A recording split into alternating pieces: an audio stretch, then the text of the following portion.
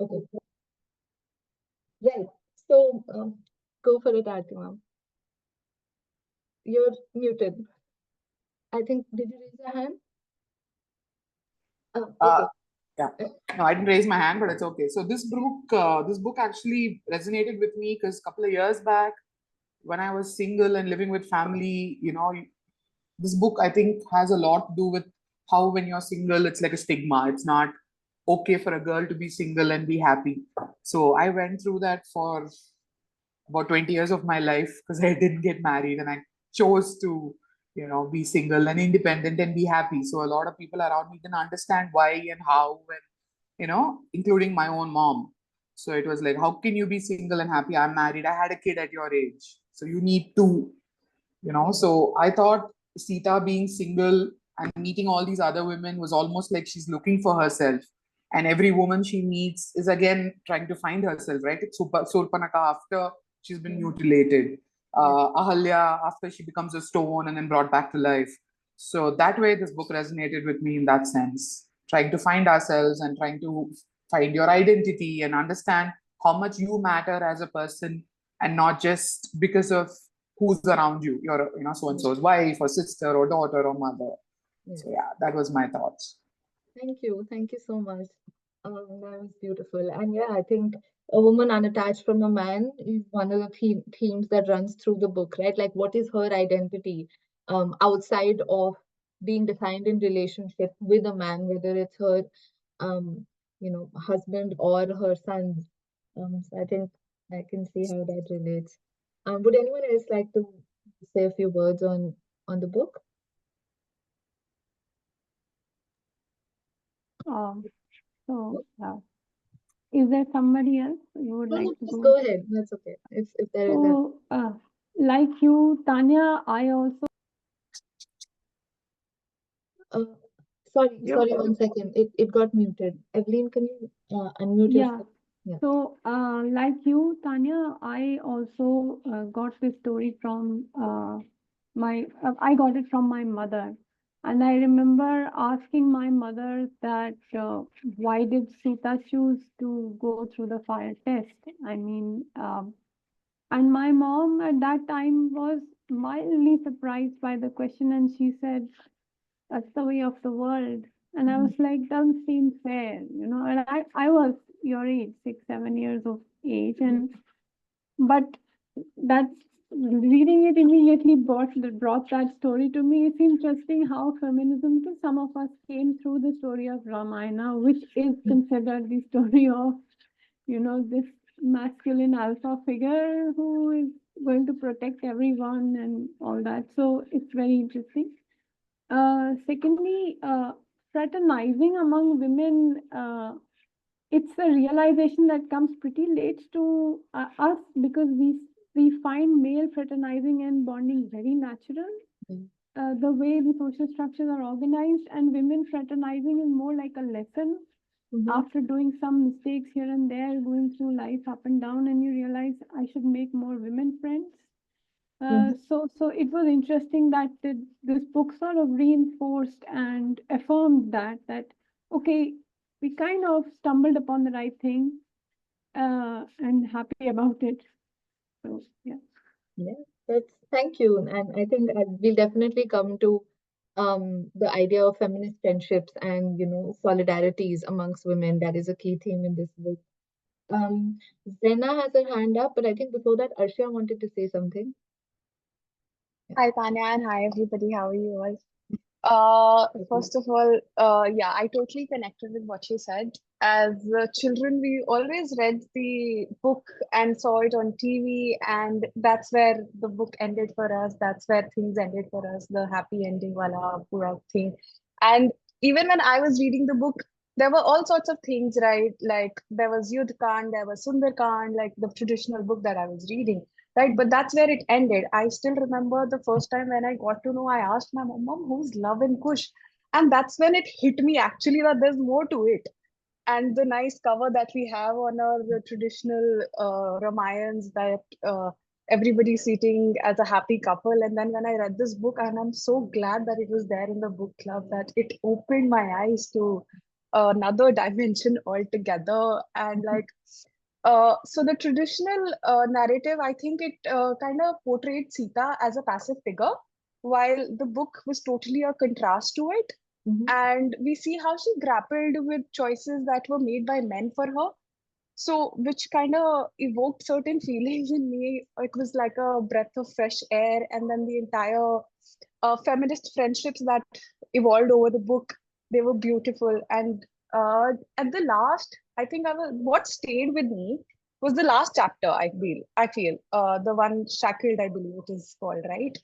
So it was a major contrast to what Sita's freedom, that Ram was himself imprisoned by his own commitments and duties, and how it was totally in contrast to how Sita was liberated at the end. Yeah. So that has kind of stayed with me right after. I was so angry at Ram. We usually call him the Purushottam and everything, right? And Yeah. how he's, like you said, he's not the perfect God like Yeah. we imagine him to be. So I think that has stayed with me That's after. lovely. That's so nice of you. And thank you so much. I think I also saw that I mean, my parents also read both the books, and their both contrasting reactions were so telling. Like my mom was that, oh, she's angry at Ram as the figure, as being this person who refused to believe his wife. And my dad said, at some point I felt sorry for Ram because the book is actually saying that he himself doesn't have as much freedom as one would have imagined someone like him to have. But I won't take much time. Zena, Pratyush, Sarda, and Pratishi in that order. Go for it.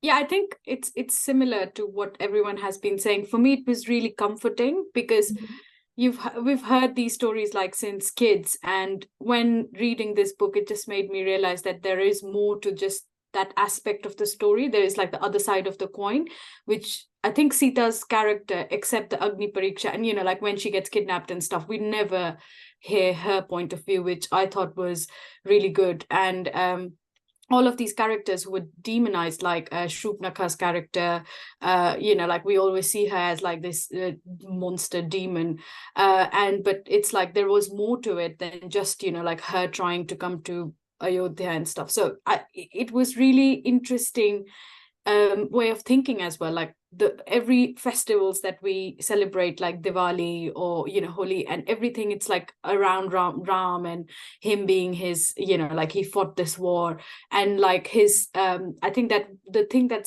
stays with me is that Sita in this book was capable of doing everything, but she kind of lets him fight for her and be this protector of her, even though she could have probably done something about it, but she stays passive.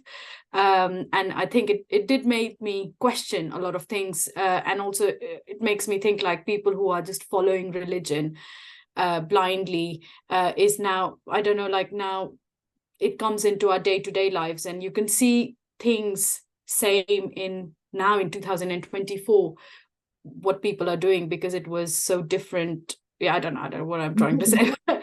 No, but I hear you. I think two things that stand out from what you said, which I have written down here as well, is to what extent being a man is also about being defined by the woman, right? Like at some point in the book, Ron says that I must always protect you, and that is my role. So what kind of a man would he be if he couldn't protect his wife, or if he didn't go fight for his wife and bring her back? So it also made me think about, as much as a woman is defined by the men in her life, the man, especially in the last chapter, like Asha was saying, gets to be defined only by the way he interacts with the women in his life, right? And if he's not the protector, then who is he? Yeah, definitely. Okay, Pratyush. Yeah, so it's nice hearing all the views. I just want to share one anecdote regarding this. So there's a movie called Lavakusa in Telugu, which apparently is very popular in 1960s. It's by NTR, and actually I've grown seeing up it many times on TV. And I vividly remember my mother at the end of the movie. There's a final scene where Sita actually goes into the ground, into the earth, like to her parents or to her father or mother, whichever she thinks of it like. So, and Ram actually goes behind her, almost crying vehemently, and falls onto the floor. Like that scene stays with me.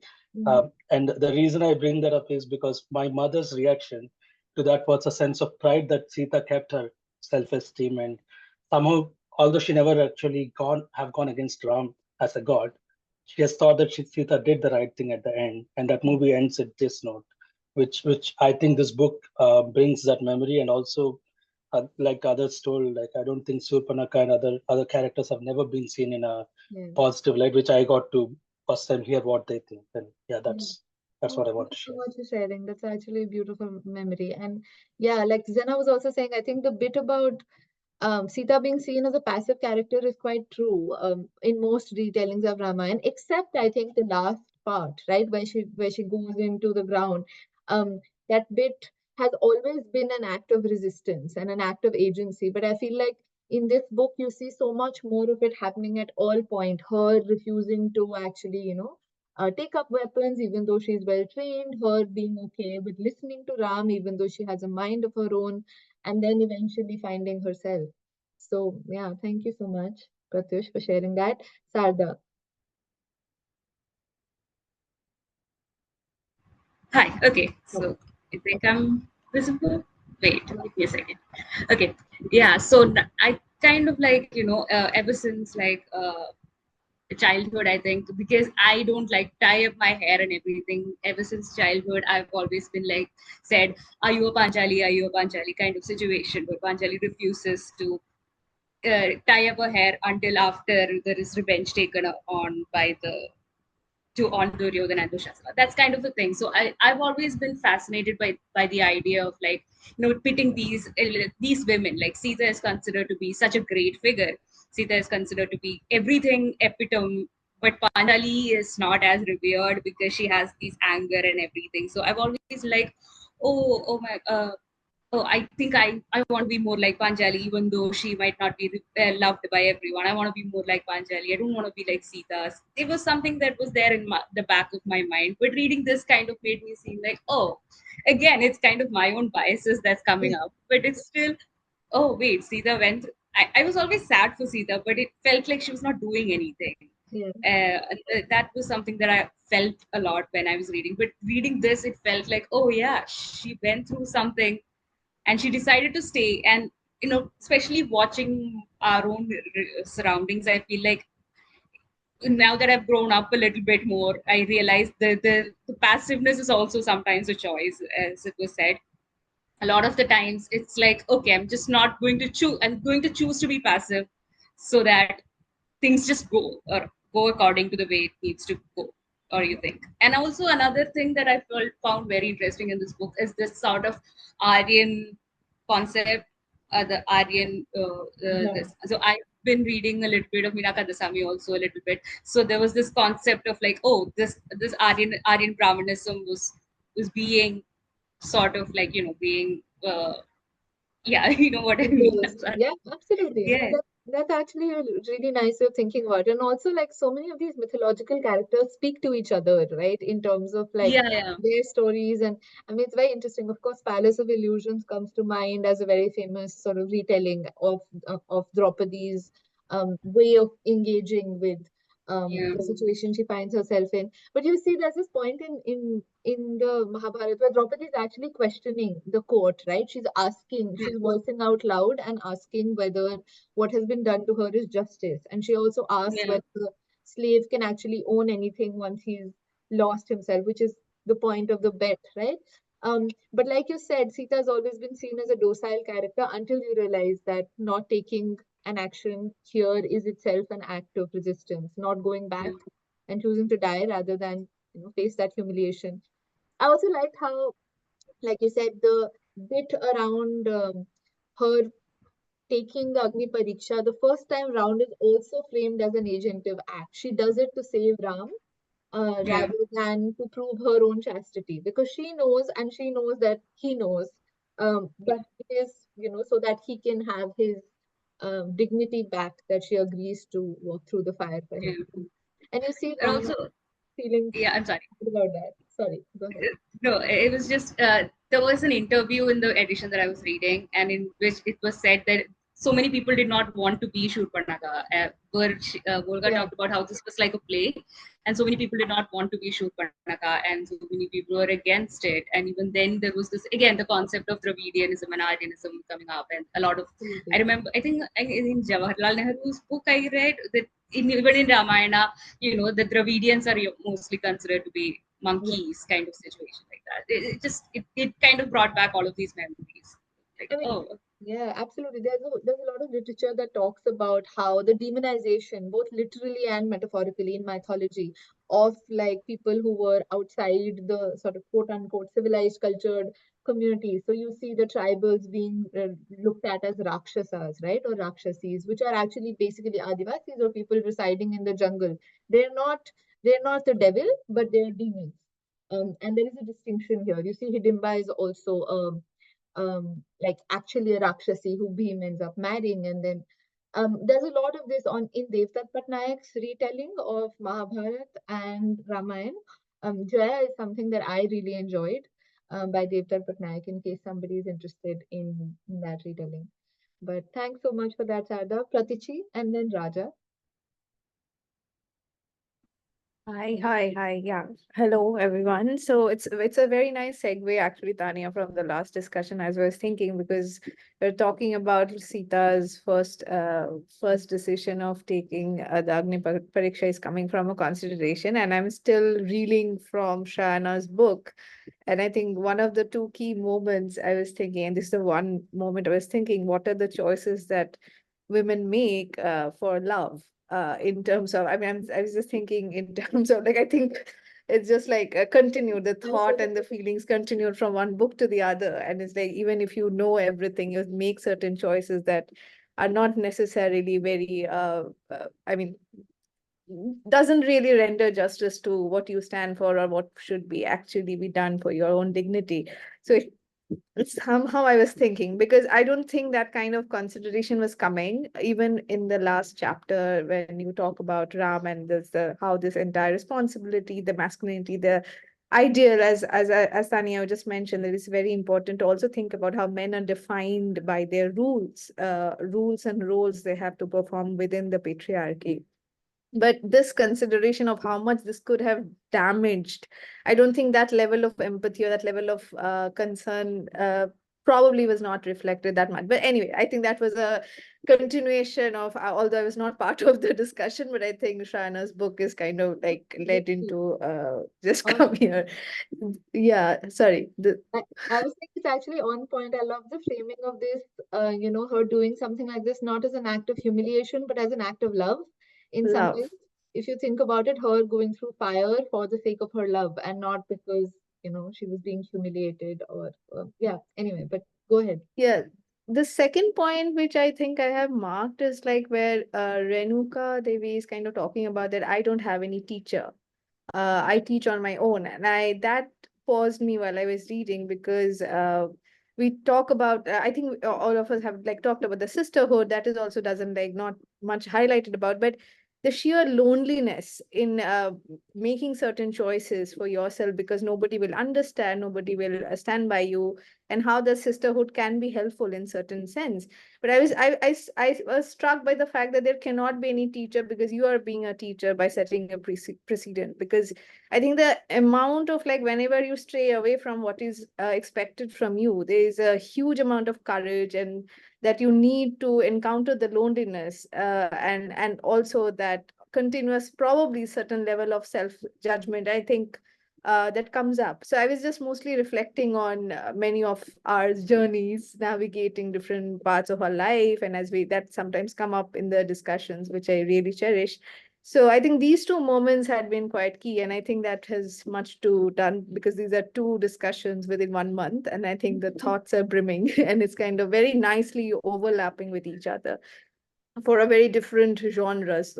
So yeah, it was lovely. Oh, Thanks. that's so nice. Thank you so much for sharing that, Pratichi. And what a nice way to sort of bring it together.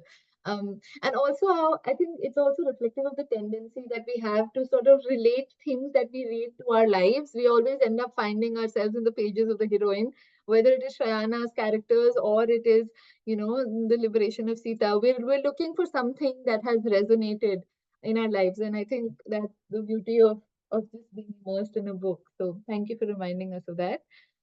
Raja and then Krishna. Hey, thank you, Tanya, and hello everyone.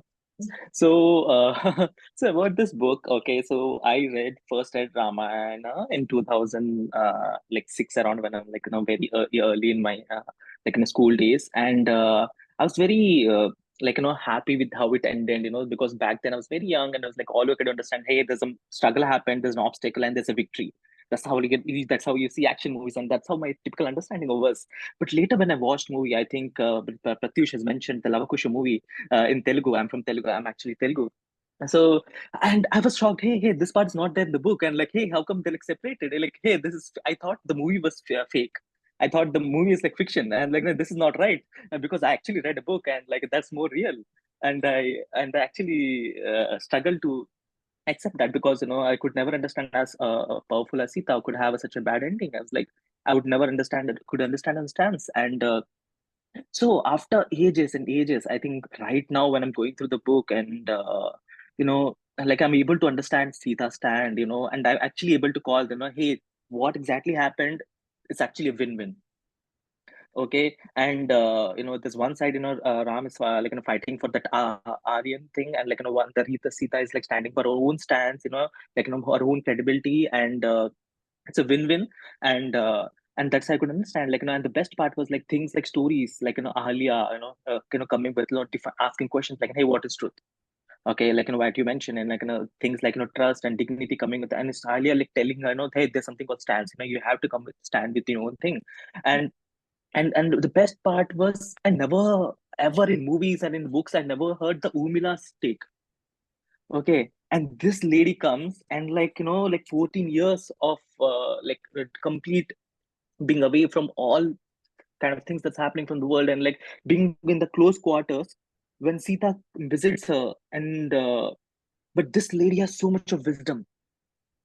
Okay, within being closed chambers, and like and shares everything and everything, and again she comes and visits her in the end in the ashram, and shares with her. I think that was again beautiful, and she asked, why do you have to attach your identity?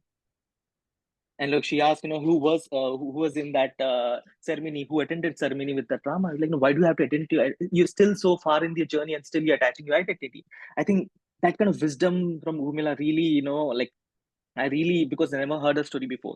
So to conclude, I think, it's such a small book, like if Tanya and review recommended, like, recommendation has come to the book, it's like such a small book. And like, I like, not be able, like, I thought it was a small fun read, but it turned out to be such a power packed woman from different parts in life, especially my last three books were like, Sharian, like, desperately seeking Shah Rukh Khan. And thanks to one more recommendation, which is Bandit Queens. So where we come across women from different parts in life, like different redemption, and it's really great to know like perspectives. The best part I also liked is the uh, this is a story of the story that we already know. We know the characters, we know the ending.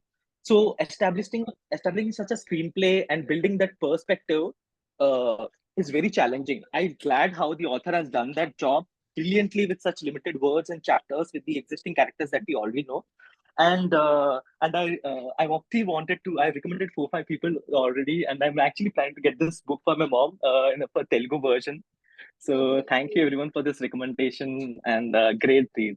Thank you so much. That is so nice, Raja. I mean, and I absolutely think that Ahilya's story is something that particularly like the sideline characters of Ramayana, like Supnakha and Renuka and Ahilya, that come to life in a very important way in this book, and I think that's extremely powerful. And so it's lovely. I mean, as a segue, sorry, not segue, but as a tangential thing, there is a very short Royal Stag Barrels movie thing on Ahilya, which I've shared here.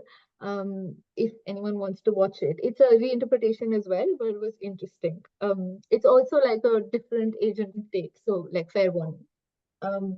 But yeah, we will come back to a little bit more of that. I want to flag the bit around men using women as precursors to battles. Like at some point there's a line in the book that says that women exist only to be used by men to settle scores. And you see how this is repeated across mythology, not just in Hindu mythology, but in all kinds of mythology, that a woman's abduction, a woman's being taken away, something about the dignity of a woman is the precursor to some of these great epics. But before that, I think Krishna has been waiting for a while, so please go ahead. Yeah, no, go ahead and the thematic bits.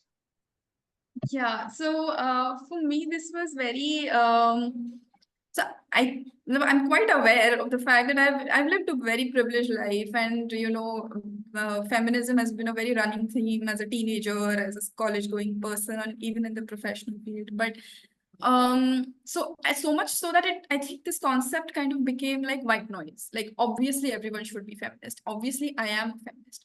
But when someone suggested me about this book club and I came to know of this book and I started reading it, it suddenly fell on me that we don't realize, but during like life is just happening, and I sort of realized that I've become so detached or disconnected with the fact that I have been conditioned in a very similar way, in a very very unfeminist way.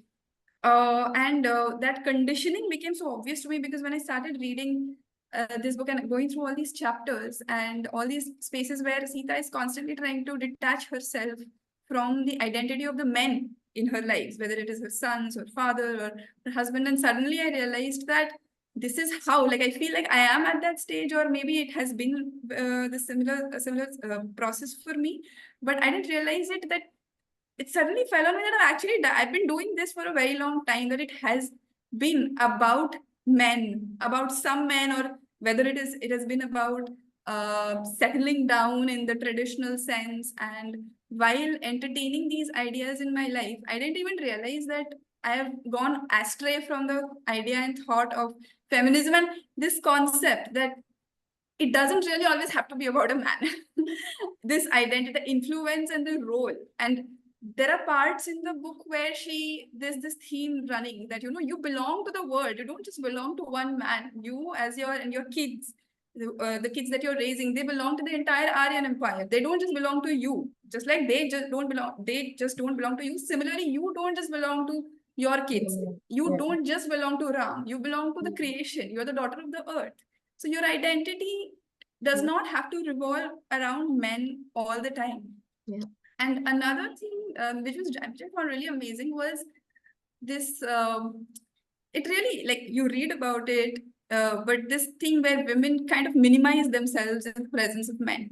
And this was there on and off when she says that, like, I have to let Ram protect me because that gives him the strength, a sense of purpose and identity in his life, while she is capable of protecting herself, where it is said that she treated Ravana like a blade of grass. It was like nothing, and he never dared to even look at her, but he had to let Ram do what he was doing.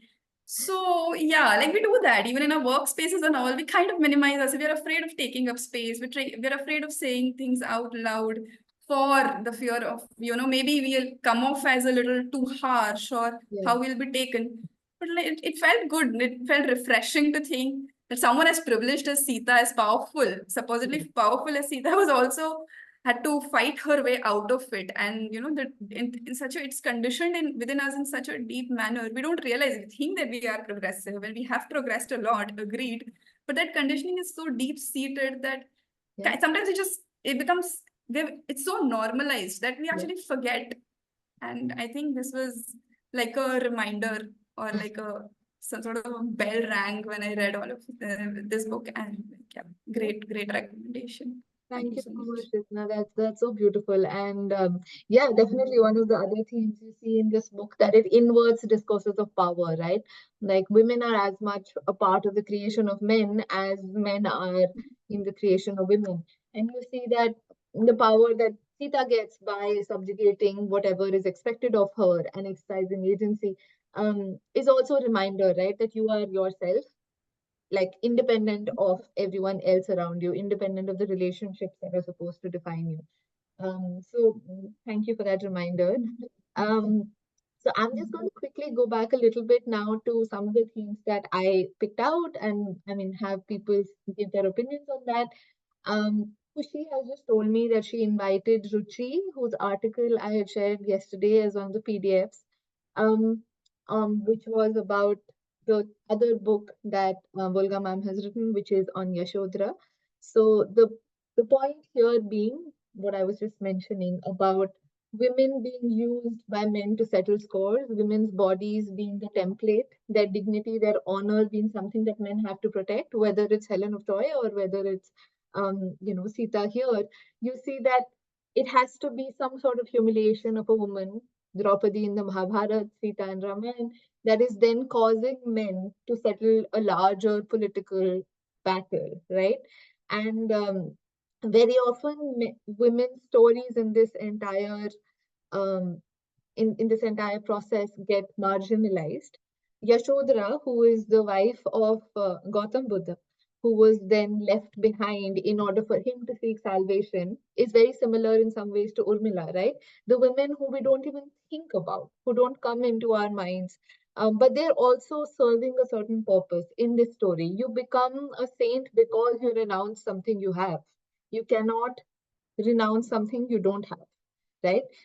At some point in the book, Ram says that I could leave Sita because she was mine. I couldn't leave the dharma, or I couldn't leave the throne because it wasn't mine, it belonged to the Raghuvamsh, right? If Ruchi is here and if she's interested, I'd love to hear her views on the readings of Olga and just a bit about the similarities in the other books. I don't know if anyone has read Yashodhara, but if you're around, Ruchi, would you Hello. be interested? Yeah. Oh, thank you so much. Hello. Hey, hey. Would you be interested in just telling us a little bit about your article and your work and your comparative sense of the readings of the two books? Thank Yeah, you so sure. much for Actually, joining us. uh, yeah. So it's actually quite great to see that people are here talking about things. I wasn't aware of such a book club. My friend just told. So it's really interesting to see everybody is giving their ideas and opinion. It's really great. And when I wrote this paper, so I was reading. Uh, So I was reading Palace of Illusion and Forest of Enchantment, but when I came across Volga's work, what I realized is that maybe her books do not have that fear of writing, or you would say that use of rhetoric devices and all of those things. But what she says, like whatever she says with a straightforward point. Like, fine, she wants to say this and she will just go into the argument. So I love that point of Volga. Now, since we are talking about like the role of women, how often we see the imposition of women's body and all of those things. So the kind of similarity which I found in Yashodhara and Liberation of Sita was that the point of view that Volga adopted, okay, that she tried to liberate characters from their own shells. Okay, the characters which were associated with certain kind of what do I say, like they were behind bars. So she tried to liberate characters from those shells, and she made us see patriarchy and feminism from a different lens. Okay, because whenever we talk about feminism, there is a load. The whole load of liberating women is totally on women only. Is entirely on women. However, it is a matter which should be taken on both genders, women, men, or all the others. So even in the section of uh, uh, liberation of Sita, there is the shackled. In that chapter, we see that how Rama is feeling in that deep state of isolation, because he had to leave Sita because of his Arya Dharma, his principles, his empire, and everything. Okay, and similarly in Yashodhara also you will see that.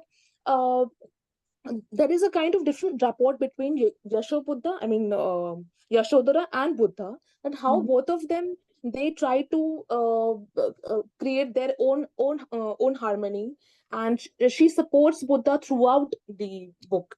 And while on the other hand, whatever narration we have heard of Yashodhara, it is full of sorrow and lamentation. For example, if you have heard of Matri Sharan Gupta, Yashodhara. That poem is phenomenal. Okay, but that poem has so much of lamentation of Yashodhara, that she is craving for Buddha. But somewhere or no, like it's a thing to understand that the kind of harmony they shared, it's not possible entirely that Buddha just left the empire one day and he left his children and his wife without saying anything. There must have been a rapport. There must have discussions going on, which Volga has discussed beautifully in that book. I mean, if you haven't read Yashodhara, then you must read it, because I think it's a must read book.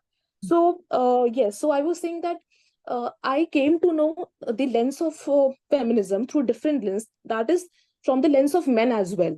Okay, that how often men also fall into that trap of loneliness and isolation, because they have to follow their manhood, because they have to follow that masculine embodiment. So this is a thing which I found in both the books. And also it reminded me of Bell Hooks uh, conception of patriarchy, how she has talked about patriarchy in her works.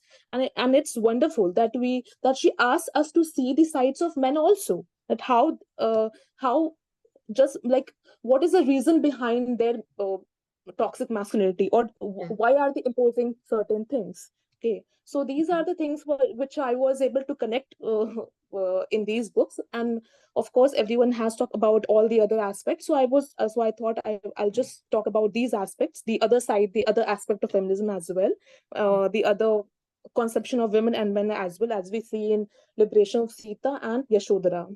So Alright. yeah, that's Thank you so much. Thank you so much, Ruti. That was really nice. I have shared your paper as well in the group chat if anyone's interested.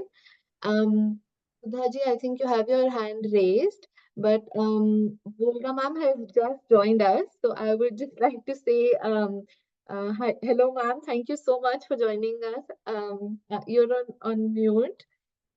Sorry, sorry, your iPad is on mute, I think. If you can just unmute yourself. Sorry for the delay No because I am problem. in travel, and while reaching the home, it No gets delayed. problem. No problem, ma'am. Thank you so much for joining us. We've been talking right now just how much we've loved your book and how much the themes have resonated with us across ages, across generations. And I think the feelings that the book has evoked have been truly something remarkable. So I personally wanted to thank you. I think I'll just give you a short glimpse of what we've been talking about. We've been talking about, the bit of feminist friendships that the characters in your book discuss, the inversion of power, the agency and autonomy that Sita is exercising in the choices that she makes. The question of justice and, the marginalized characters of Urmila and even Yashodhara, how they are sort of they have had injustice being meted out, but how they rise above the occasion and how sometimes women are the ones saving the man in this case. It's been absolutely wonderful. And I think I'd just like to first of all thank you on behalf of everybody. And before we just get into questions, would love to have you say a few words about the book or anything you'd like to share about how you came upon this idea, what was the story behind doing it the way you did it. Yeah, thank you. Okay, thank you. And again, sorry for the delay. No problem. I'm very happy that I'm meeting all of you through this Zoom meeting.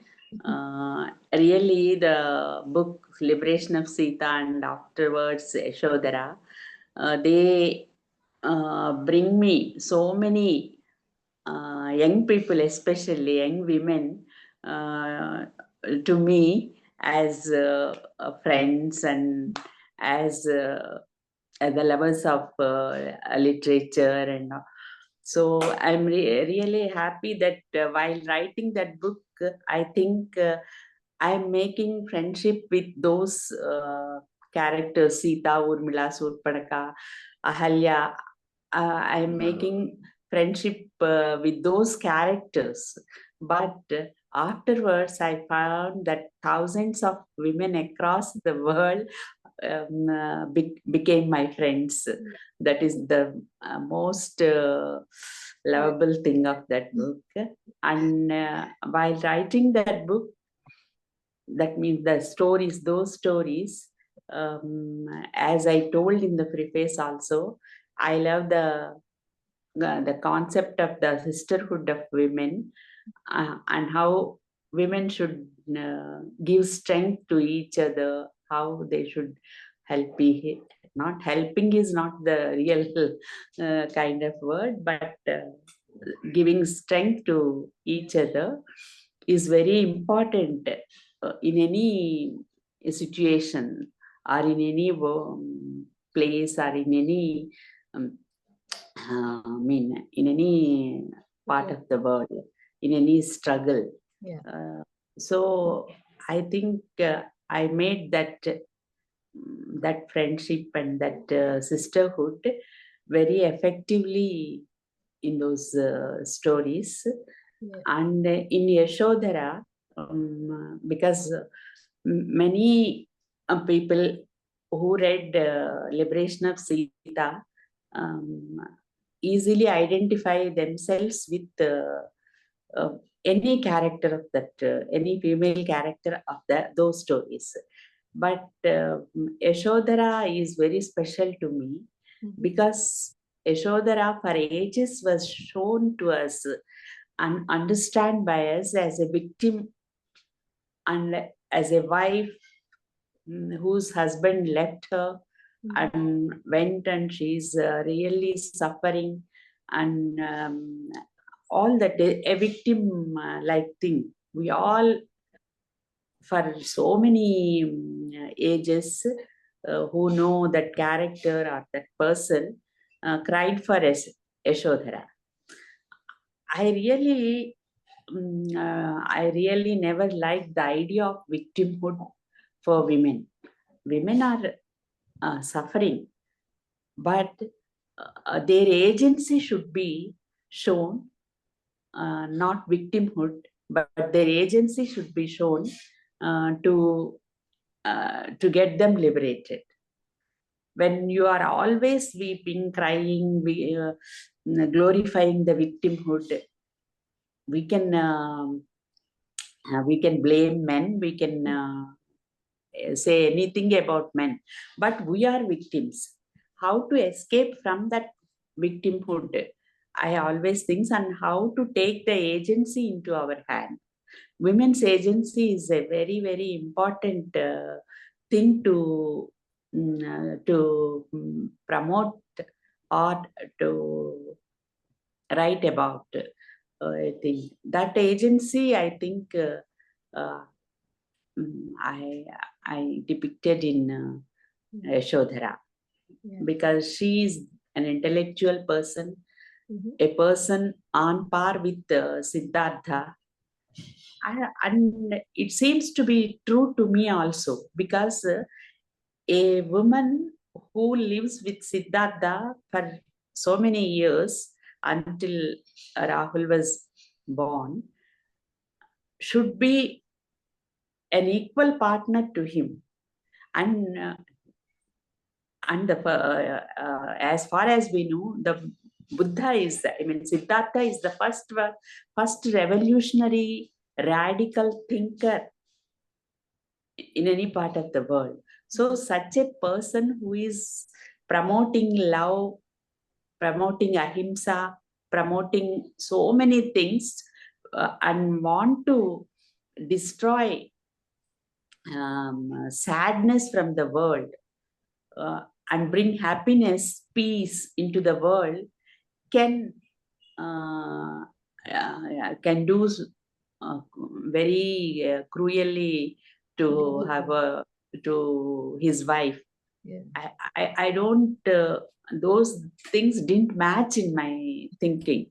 Siddhartha on one side and Yashodhara on one side. So Yashodhara was an intellectual. Why can't she be? She also wanted to find a path which gives people happiness or peace. But in those days, women are not allowed to enter into the spiritual path. So that's why she kept herself back and push Siddhartha to go into that, to search for the path. And after Siddhartha search and when he became Buddha, he opened the gates for women also to enter into the spiritual world, to think, to live, leaving the families, going into the world as they want themselves. So that victimhood I don't like. So in liberation of Sita also, though Surpanaka suffered a lot, he came victoriously from that suffering. So that agency, how she rebuilt herself, rebuilt her life, that is very important. Like Ahalya, like Renuka, everyone with their creativeness, with their intellectual caliber, how they build their lives, that is very important for me. So I try to see those characters in that way.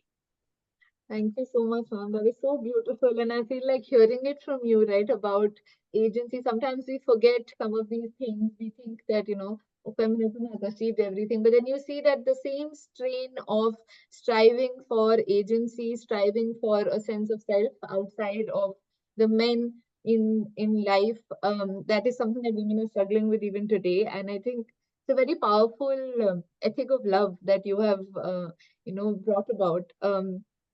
And like you said, reading your book, I felt like I could be friends with all the characters, and their stories could be something I would have heard as well.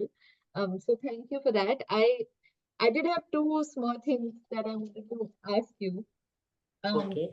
One was about, I read somewhere in an interview that you like the short story format, and I think it astounded me at some level because I would have found the short story format extremely difficult, right? Like, because I think there's an Oscar Wilde quote that says, "I would have written you a shorter letter, but I did not have the time," right?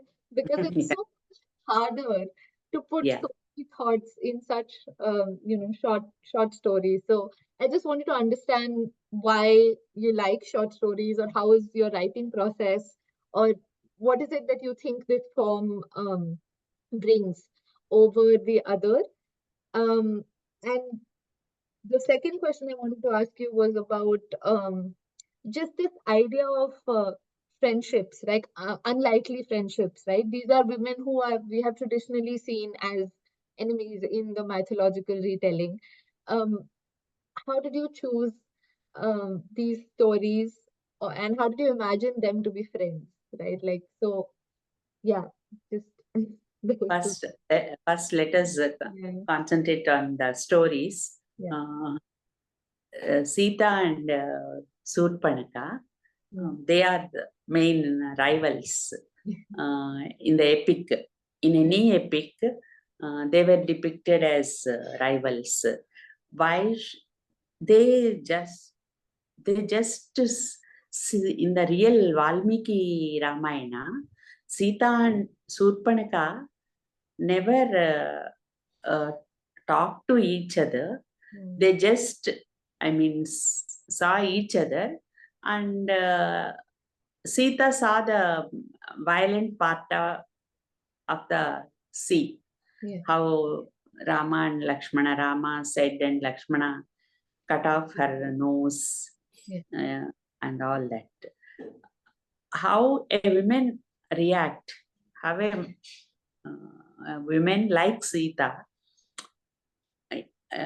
described in Valmiki Ramayana, who is very nature loving, peace loving. And in Valmiki Ramayana, at one incident, while Rama and Sita were living in the forest, Rama asked Sita, what is the weakness you find in me? What is my weakness? all good characters, no? Rama had. So Sita also liked all the good characters. So once Rama asked, what is that weakness you don't like in my character? Then Sita told, your eagerness to kill, or to your eagerness to the violence. That so she is not violent. She didn't like Rama acting so quickly to the violent situations. Rama killing so many people or animals very quickly without thinking much. He just killed. That is the part she didn't like. That means she's very kind to the persons or animals or nature. So when Sita was of that nature, that character, how she could react seeing Surpanaka mutilated. She has a soft corner for Surpanaka. She in her thoughts, what wrong Surpanaka did. She just loved Rama. Anybody with Rama's character may be loved by so many people. So Sita always loved Rama. And if anybody loves Rama, Sita thinks it's natural. Why should she get angry? That's if that relationships goes deep and Rama also loves Surpanaka and there is a relationship, then it is natural that Sita has a ill feeling or enmity towards Surpanaka. But just one moment she saw Surpanaka, the next moment she was mutilated. And how Sita, why Sita have that in her heart carry that enmity? What kind of enmity? Her husband never loved her, Surpanaka. If her husband loved, if there is a relationship, maybe we can think that there are rivalries there. So I don't believe that Surpanaka and Sita are rivals, no enmity. But after the story proceeded, they can understand, if they are intelligent women, they can understand that we became pawns in the hands of these Aryan and Dravidian kings. So Rama want a reason to go to the war with Ravana. Ravana also want a war with Rama. So these Aryan and Dravidian wars, myself and Surpanaka became pawns. It's natural to think for an intelligent woman who can understand politics also. And Sita, as she grew up in the palaces, understanding many things about state, politics and all that, can understand that we are mere pawns. So there is a sympathetic view of Surpanaka for her. So rivalry is out of question. Whether they are friends or not, we don't know. It is my imagination that they became good friends. But I never believe that they are rivals and Sita thought ill of Surpanaka or Surpanaka thought ill of Sita. That is the thinking behind writing the story. That is the answer for your question. And other women are also they are just friends. Urmila loves her sister and Sita also. So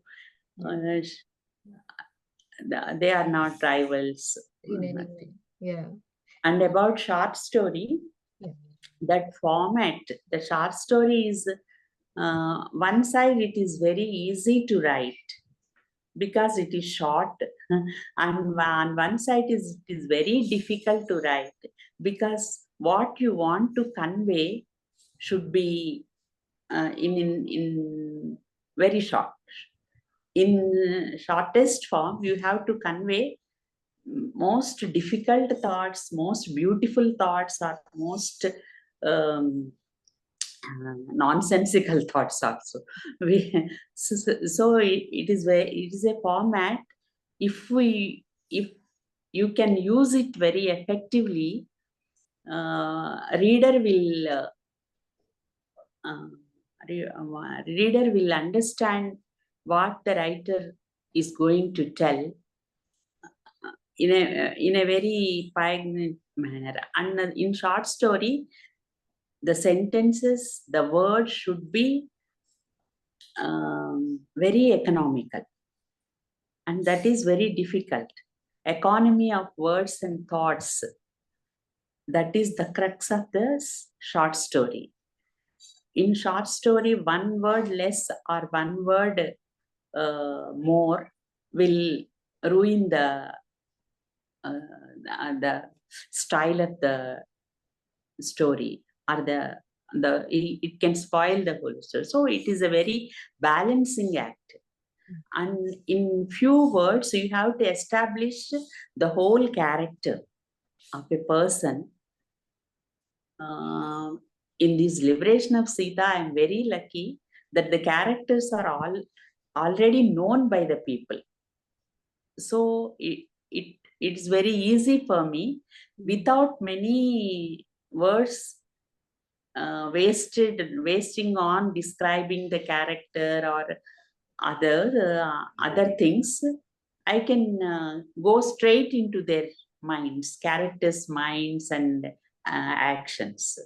That is, but for other short stories, contemporarily placed stories, the writer has to establish the characters, the situations, the solutions in sometimes in 10 pages or 15 pages. So that is very difficult and very kind of a balanced act. So writing a short story is a challenge, and if we write a short story as for our content, whether the readers like it or not, but writer's content, it's a very satisfactory thing. Novel is entirely different. There is a huge span, and we can describe, change, but short story from one point to another point, the character should stand on its own feet. That's why I like, and it's a challenge and a very lovable writing. Thank you, ma'am. I was actually wondering while you were saying that, especially in a story like this, right, where there is a certain understanding of characters, there is also room for interpretation in a short story because there is economy of words, right? So, has it ever been the case that people have interpreted your works very differently from how you would have imagined because you did not have the, time, space, or words to flesh it out in a certain way, especially, considering the subject? Has that ever been a concern? No, that never was a concern for me, because I have a clear picture in my mind, and while I am writing about how these characters will touch the readers who are not very patriarchal or very traditional people. No, but even the traditional people who believe who believe that Ramayana as a religious text, very pure and all that, also like my interpretation. Why I don't know, but what I try to do is not deviating from the characters of Valmiki Ramayana. According to Valmiki Ramayana, what Valmiki described about Sita, I don't deviate much. I don't put Sita as a modern thinking, brave, very, very modern kind of a person. Sita is Sita, but in her journey with Rama, and in her journey from Ayodhya to Lanka and Lanka to Ayodhya, from Ayodhya to forest, and from forest to her last abode. In this journey, how may her thought process have changed, and who can influence her? That is my imagination, and my imagination is appreciated by everyone. No gadbid about those characters, that she distorted the Ramayana, and only distortion they can save us. So how Surpanaka and Sita can be friends? And that is a silly question in my view, as I explained before.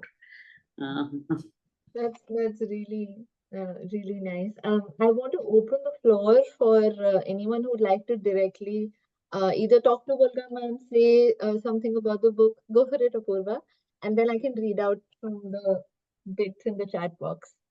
Yeah. Apurva, you're unmuted. You're on mute. Yeah. Can you hear me now? Yeah. Hello. Hi everyone. Hello, ma'am. I'm a huge fan, first of all. Thank you. And hello to everybody else. And I wish I could tell you the value of your words in my life, how they've impacted me. I first read your book, Swechha. I'm sorry if I'm not pronouncing it right. It's translated as freedom, back in college. And when I was reading Sita, actually, and Sita poses this question to Surpanakha that it's okay, even if you're not beautiful, we are not dependent on a man's company. And Surpanakha says, how can you assume I don't have a man in my life? And then when she says that, do you know what his name is? And she says, Sudhir. I was reminded of Swechha again, because Uma's, I'm sure you remember, Uma's boyfriend is Sudhir in that novel. Yeah. Yes. So, and then again, I found so many similarities. Like the titles are a little similar, like Vimukt and Freedom. The titles have like the word liberation. And then when I think Renuka Devi talks about this very modern and very 21st century idea with Sita on having children out of wedlock. And Sita is very scandalized. How can you suggest such a thing? And Renuka Devi says, but there are certain cultures where this is the norm. I was again reminded of the conversation between Uma and Aruna in Swechha, where Aruna is also equally shocked that, oh my God, live-in relationships are happening and you are having children out of wedlock. What kind of a world is this? And you wrote this back in the 80s, this novel. So every time I read that novel, I feel like it's one of the earliest feminist manifestos to have come from India. And it's such a modern take. And you wrote it in the 80s. I mean, it was such a radical move. And I think that is one of the reasons it created that stir in the literary circles, and for all the good reasons. I want to understand how you imagined those characters in the 80s. Did you see them around you? And I'm asking this question about Swechha and not Sita, because I may not get this chance again to ask you this question. And the book is so important to me that I have to ask this. How did you imagine those characters? Did you see them around you? Or was it just in your imagination, and or did you actually see them in real life? And secondly, this commonality that runs between the two texts, Swechha and Sita, which I just talked about, was it intentional, or is it just because they are both your texts, so there will be this thread which runs through both the texts. And do you still stand by what by what Uma did in that text, which is that she became free of marriage and motherhood? What are your takes on that? Have they changed over time, or do you still hold those beliefs? I just want to know what you think about it. Yeah, I'm very interested about your in your talk that the similarities between Swecha and the liberation of Sita. I never, it never occurred to me. You are the one. Then now, when I heard you, I'm seeing the similarities. The name Sudhira, and also Yeah. Renuka Devi's the radical thinking and all that. You asked me in 80s, are there women like this? Yes, I forgot your name. Apurva. Huh? Apurva. Apurva, yes, Apurva. There are women from centuries, from ages, who are asking these questions, who ask these questions directly, indirectly, or subverting something. So these questions are very important to women's lives. So women always think in their minds, whether they articulated them or not is another question. But about marriage, how can women not think about marriage? Such an important change in their lives. Is it right to get married? Well, ultimately, finally, they get married. That's a different question. But the thought process, as a person who have brains, how can women didn't think? So they are thinking of motherhood also since centuries. What's happening in this motherhood of mine? In Therigadas of Buddhist literature, there are many poems women wrote that freedom from motherhood also. Not only freedom from husband, but freedom from motherhood. One poet, a women writer, who wrote that Terigada poem, described that my womb is like a tiger's cave. That means her son is a tiger who came from her womb and attacked on her only. So the women always thinking of motherhood as a knife's edge. It's praised, but so in 80s also, I find my friends, so many of my friends are discussing about these issues. I put it in the form of a novel and characters, but many of my friends who are in the movements, leftist movements and feminist movements, we are all working together and we are discussing these things. And the writers who wrote before us also discussed these things. So these are not very new, but the writers before me in Telugu especially discussed these things as something very these women were so different from other women. The women characters who think about these issues were very, how can I put it, very different from ordinary women. They are from the other world, I think. They are very beautiful. They are like that. They describe those women characters, Lokatita women. That means belonging to another world, I think. But in Swecha, Aruna and Uma are girls of our next door. So people can relate with them so easily. Yes, she is like our daughter. She is like our, so simple, so common, so middle class, eager to study, eager to build their lives according to their own wish. That is the, I think, speciality of Svecha, which attracted many readers. Many readers in India identified them. It was translated into many languages, and this year, Svecha translated into Gujarati after 33 years. it was translated into Gujarati, and it won Sahitya Academy Award for translation in Gujarati. So the characters are so real that their thoughts are appreciated by many women from 80s to till today, about motherhood or about marriage. There are like Sekuntala gave birth to Bharata, and the whole world thinks that, and Dushyanta also in Sekuntala Dushyanta episode. It's almost like a out of wedlock birth. Though they made Gandharva Vivaha, nobody knows about it.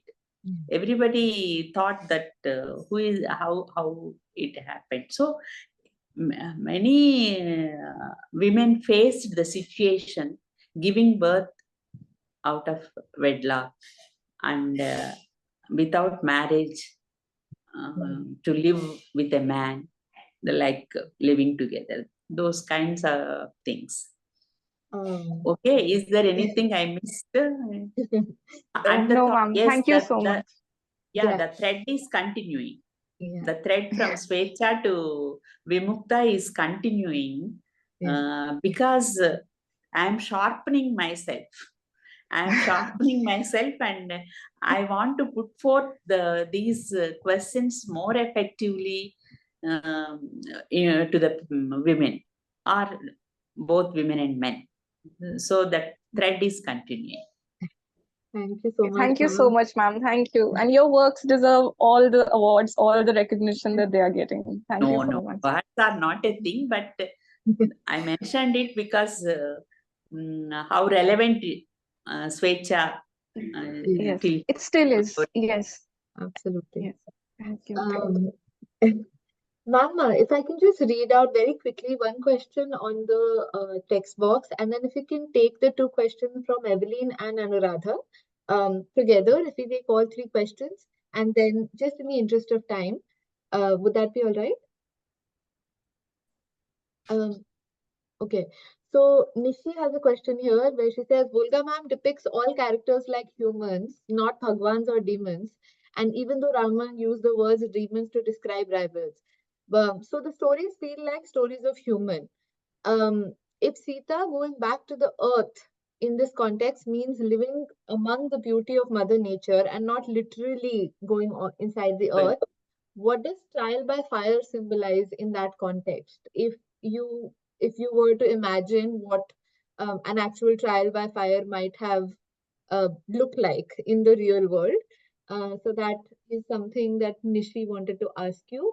And I think Varsha also wanted to say that there are very few mother-daughter stories in Indian mythology. So she wants to ask you how you would imagine Sita and her mother living in their underground subversive universe. Okay, those are two questions there. And if you can just quickly take the last two questions from Evelyn and Anuradha. Yeah, and then we can wrap it. Yeah. Thank you so much, ma'am. It is a treat to listen to you and read your book. My question is, you wove caste into gender in this book, in Liberation of Sita. And I was curious to know, like, what was the response of your readers? Because it's difficult to talk about caste and in any forum. And also your comment on it and your own experience of writing in that manner. Thank you. Okay. Anuradha? Yeah. Thank you, ma'am, for this really wonderful session today, and including your book. And most of the times, I read a lot of mythology only because I want to read the feminist retelling of the mythology, I feel.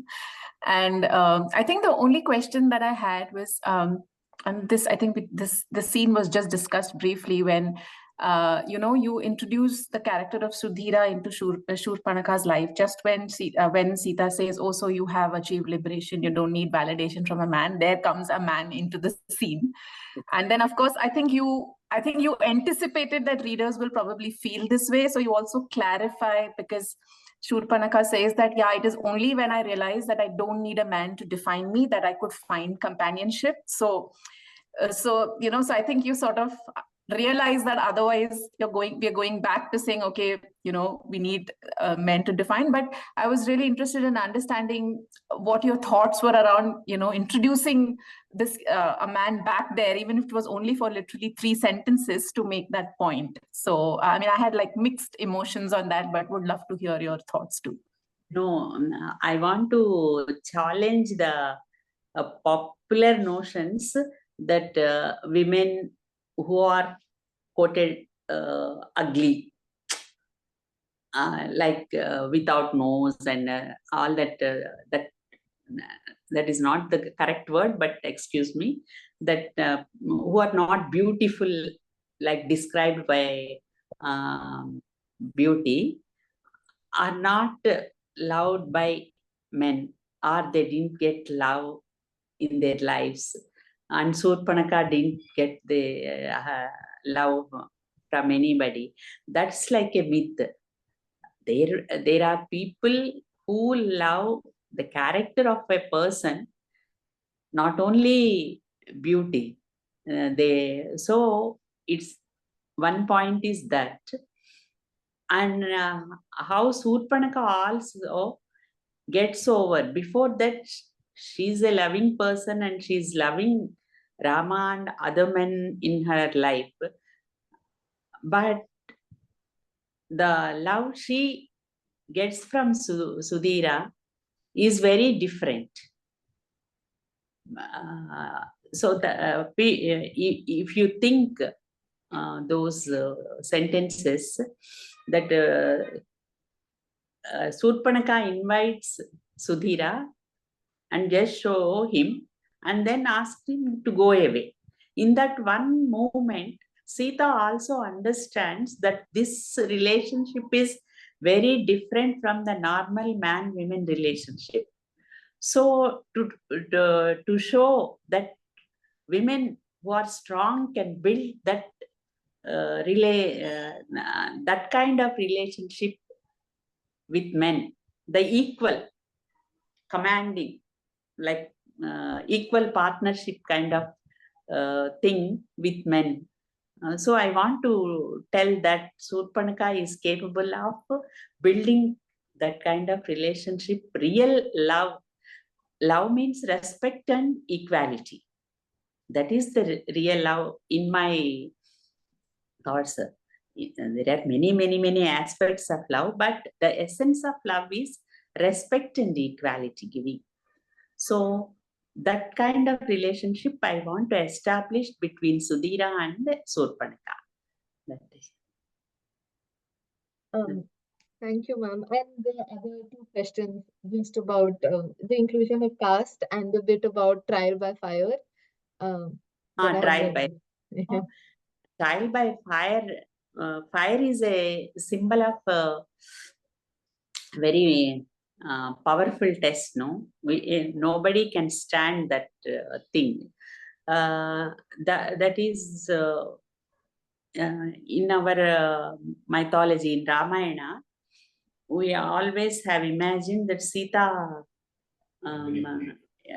enter into that burning thing, and the whole fire was subsided, and Agni Deva, the god of fire, come and certified Sita's character. That is the scene in Ramayana, and we all imagine that kind of thing. But in practice, there is a trial by fire. People, women, especially women, put their hands in the burning fire. And if that hand was not burned, they are good women. That is the test. And they walk on fire. Fire means that coal, burning coal, and they walk on fire. If their feet were not hurt, not burned, they are good women. These are these practices are there in the real world. In the real world, for so many longs, and now it all is continued, and women has their own strategies. They put something on their palms, and when you put some oil or something, some medicinal kind of thing on our palms, for us also, this was proven by rational thinkers, how people can walk on the burning coal and their feet won't burnt. That was now practiced by rational thinkers to promote rational thinking. So if we apply that medicinal oil or something, our even though we put our hands on fire, it won't get hurt. There may be something like that. There may be something happened like that. Not throwing ourselves into fires it is a mythology. So it was written in a mythological sense. If we write it, rewrite it again, it was a challenge for the writers how this test is conducted, what are the ways out to pass this test, and so that is the test.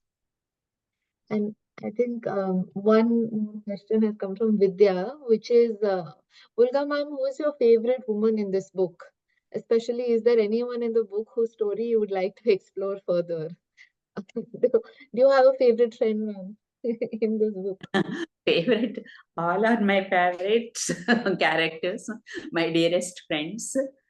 But one experience, as I always told, that when I am writing the Ahalya story, that is a miracle for me.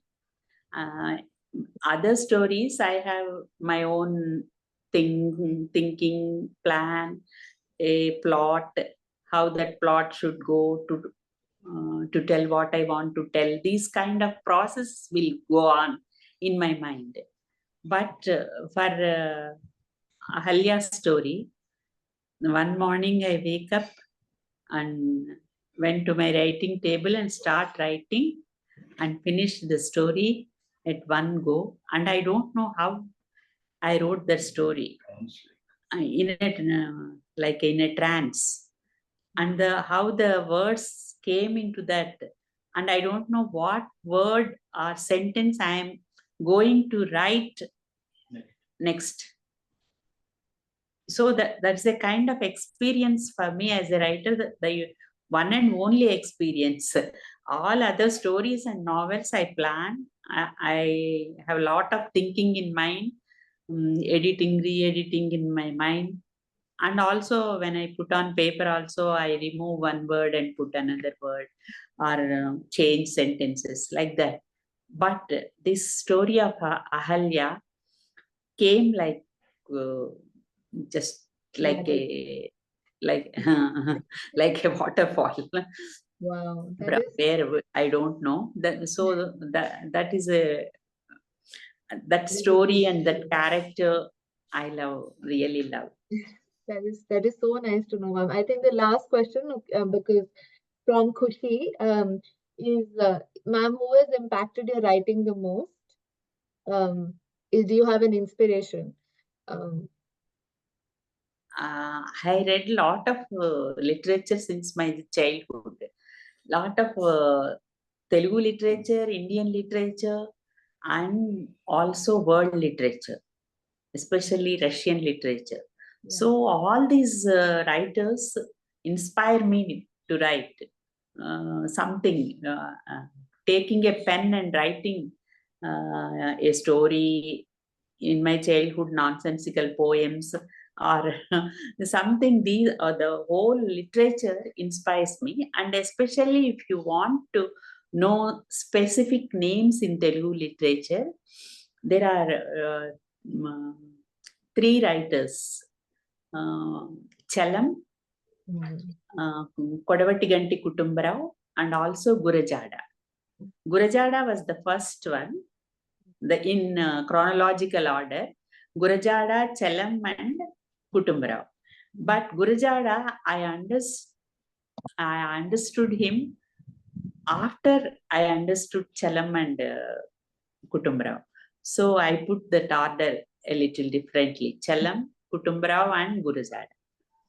Thank you, ma'am. These 2 specific names, but in Russian literature, there are so many inspiring writers, and also from Bengali literature, Sarath Chandra, Mahasweta Devi, and also from Prem Chand. And in Malayalam literature, there are this Takkaji Sivashankar Pillai. So many writers behind me, and now before me also there are so many writers whom I. So beautiful, ma'am. I think if anyone doesn't have any other comments, just because of paucity of time, we'll have to wrap up. If you want, you can please put it in the chat box, and I'll make sure I put it in an email. Just to wrap up, this is something very personal. I wanted to ask one final thing, ma'am. You just said that love in your eyes is respect and equality. And I remember at some point getting very angry with the character of Ram in my life. And I know that people around me would say Ram Ram. And at some point, I'd be like, I don't want to say that, right? Like you say, have good morning, you say something else. You don't say this. Because to me, I was very angry as a child at Ram because of what he did to his wife. I was wondering if you thought that. Especially when we define love as respect and equality, if you thought Ram truly loved Sita, in your just understanding of whether it was love that could not be fulfilled or whether it was never love at all or a constrained kind of love. Yeah, a constrained kind of love, and this respect and equality were not in at that time in Rama's mind. Rama loved Sita as a wife, as every other man loves their wives, as a dependent, protective, and also I wrote that Rama almost ordered Sita that I have to protect you. You don't have to protect yourselves. I am there to protect you. So that is his imagination or his thinking of love. Very protective husband, dependent wife. That is, equality was not there. And I also am very angry with Rama in my childhood and for so many years. And now Rama is a differently political person. He became in the latest political scenario. Putting aside that Rama, who was in those days, Sita and Surpanaka were pawns in the Aryan and Dravidian war. Now Rama was the pawn in the electoral war. Yes, Rama is now, he is the pawn, poor Rama, who never thought he will become the pawn in the hands of the political games of 21st, 22nd centuries. So, so now I understand in politics, and especially in power politics, nobody will be happy. Nobody really knows the value of love from an equal partner, or nobody knows without operating power, without operating, getting to the power structure, how one could live. So Rama also didn't know that he is also a pawn in the Aryan, Dravidian, and Brahminical web of power structure. Yeah, no, that is beautiful, ma'am. Thank you. It was actually felt like very, very. So say good morning. I also don't like saying Ram. No, Why that should bring? have stopped long ago. But it makes me think, though, wonder whether, like you talk about how it's asynchronous, like respect and equality was not there in that time as a value. But even today, whether a man can love a woman in a different way, as not just his wife and not just as an equal partner. Yes, with respect. Respect is the main thing. Yeah, that is also an open question, like whether it's still possible. But we will Yeah. keep hoping. We have to put forth those thoughts into the young people who demand respect from their partners. So who should young women, and we also respect men, both men and women should seek that respect and equal this thing status in their relationship. That is what I want to see. Thank you so much, ma'am. This has been such a beautiful, beautiful session. Really grateful for you joining us, and I'm sure I'm saying this on behalf of everybody that it has filled us with a lot of warmth and a lot of wisdom. And really, really grateful for you for joining. And I'm sure that the rest of our readers will also continue reading more of your works and take your words to heart as we and move ahead. in the next year, some news in the coming year, that means next 2025, another work of mine is going to come in English. It is about Sabari. Oh, lovely. Lovely. Yeah, Sabari. It's already published in Telugu. Okay.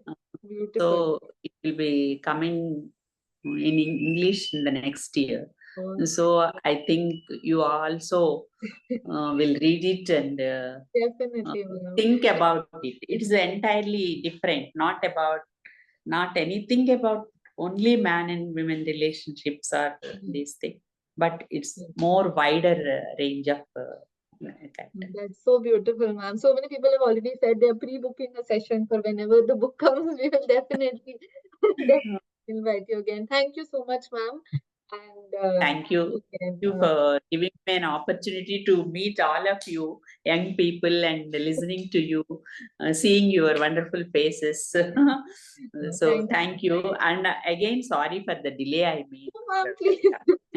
We're just so grateful you could come. I wish I could read out all the comments saying this has been one of the most fantastic sessions we've had. So thank you for sharing your thoughts and for your time. And we will definitely keep a lookout for whenever your book comes out in English as well. Thank you. Good day. Thank you, everyone else. See you in the next meeting. Okay, take care. Bye. Bye.